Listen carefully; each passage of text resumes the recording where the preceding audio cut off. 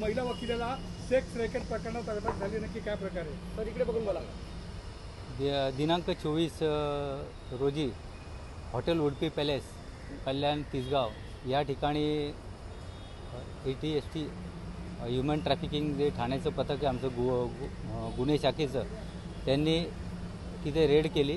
त्या प्री रेडमध्ये एक महिला जी वकील आहे पेशाने, तिने दोन या पीडित व्यक्ती आहे त्यांना तिथे घेऊन आलेली आणि त्यांची व्यवहार करताना त्या ठिकाणी त्याला रेड झाली आणि त्याला पकडलेलं आहे. या महिलेला आजपर्यंत PC होती, आता तिची मॅजिस्ट्रेट कस्टडी आज मंजूर झालेली आहे. सर 3 दिवसाच्या पोस्ट केलेली होती तिने. आणखी किती मुलींना असा फसवला आहे? किती दिवसापासून हा धंदा सुरू होता? तो साधारण 3 महिन्यापूर्वीपासून तिचा असा व्यवहार सुरू आहे. यामध्ये कोणकोणते म्हणजे कोण आहेत अजून?